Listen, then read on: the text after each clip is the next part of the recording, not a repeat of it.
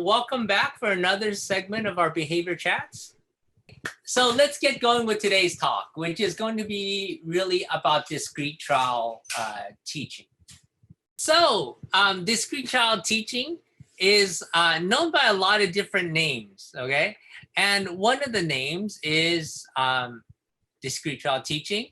It's also short for DTT, but other people call it discrete trial training and discrete trial instruction.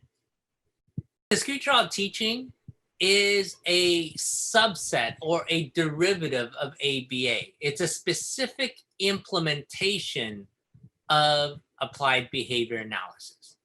Things in yellow here, that is one discrete trial. What exactly is discrete trial teaching? Okay, discrete trial teaching is learning distilled down into its bare essence. This is the most basic unit of teaching. In general, for us, we teach all of our staff to implement DTT, and we teach everybody to do it because it's one of the most effective methods of teaching. And because it's very, very structured, it's easy to loosen the structure, meaning, oh, for a child that doesn't need as much structure, we can provide less structure to the teaching itself. For most people, DTT is a very awkward way of teaching, an awkward way of interacting, but it's actually one of the most effective ways to teach. A good ABA program with discrete trial teaching in it starts at the most basic level of teaching, gets a child to learn that skill, and then advances that skill set step by step by step until we get to the end product. That's what these progression videos are designed to do, is to show you a snippet across time of us progressing a skill along. Before we get started with the videos, a big thank you to all the moms that helped to contribute to these. It's not easy to have people watch you doing a lot of the work, you know, but it's very invaluable, I think, to everybody. So a lot of appreciation for all the moms that offered these videos up for us.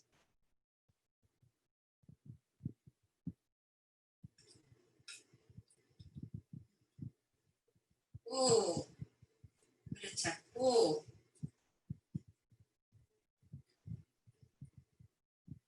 그렇지.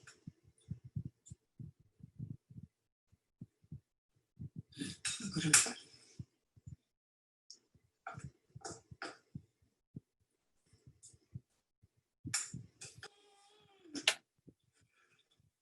지금은 얘를 위주로 찍어야지. 같이 찍으면 돼. 같이 찍어야 돼. 이거 어떤 거?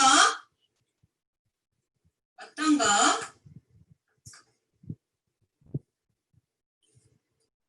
아니 그것만 먹으면 안 돼. 밥도 먹어. 그릇 잡고, 그릇 잡고.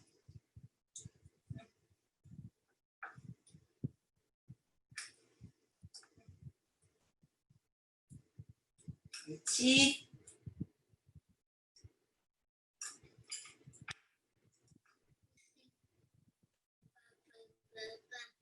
빠빠빠.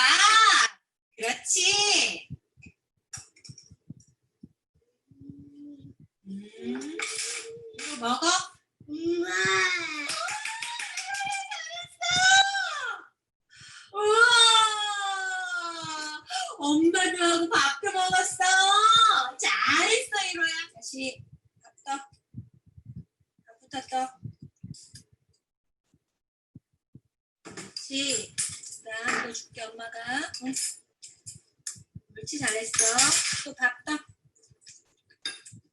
아니, 밥 떠. 그릇 잡아. 그릇 잡아.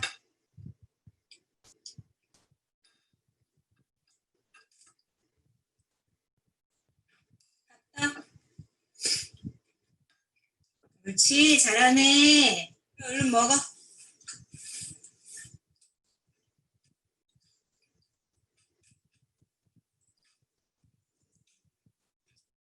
그렇지.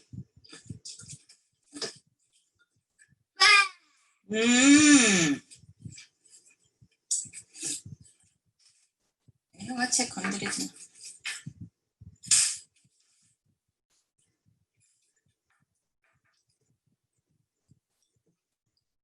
밥 먹어?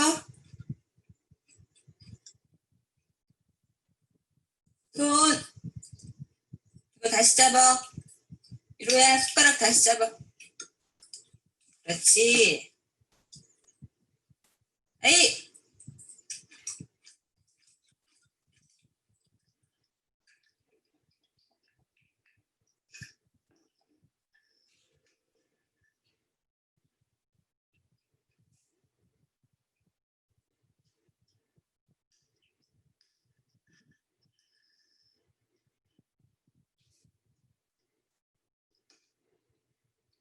All right. So like all of the moms that you've seen here, when we first started this project in terms of working with them and teaching them how to work with kids, none of them knew how to do ABA. You know, nobody knew how to actually run these sessions. And so they all started where everybody is kind of today. You know, they didn't know, but they learned, and they learned how to be very effective at helping their kids. Okay, now getting back to discrete child teaching then, we showed that diagram of what one discrete child looks like. Now we're gonna break down what each part of that means. We're gonna start with the SD, okay? And the SD stands for discriminative stimulus. What is a discriminative stimulus? Okay, it's anything in our environment. Could be sights, sounds, smells, but anything in our environment that cues us that should we behave in a specific way, should we engage in a particular behavior, we're going to be reinforced. Now, that's the broad, more scientific explanation of what an SD is. Practically speaking, when you're actually working with that child and teaching them some skill sets, the SD is the instructions that you give to the child, as well as any associated learning materials you're using. When I'm working with the child and I go, what is it? The SD is both my vocal instruction of what is it, as well as this water bottle that I'm holding up. Now, the most important thing about SD, the instructions that you give, is how clear it is. So what do we mean by are we clear? Okay. What we're talking about is you're saying it at a loud enough volume for the child to hear you, and you're articulating the language so that you're not slurring the words, so that the child has a hard time understanding what you're asking them to do. The instructions that you give the child should be concise, okay? Most of the kids that we work with, their language is not very well developed, which means that they don't understand a whole lot of language. So when you're teaching something, you have to reduce that language down into its bare necessity and not add in too much language. So it's natural for people to use a lot of language when they're teaching, okay? And that's a big mistake when you're working with our kids. An example of using too much language would be like, oh, hey, Billy, do you see what I'm holding in my hand? What do you think that is?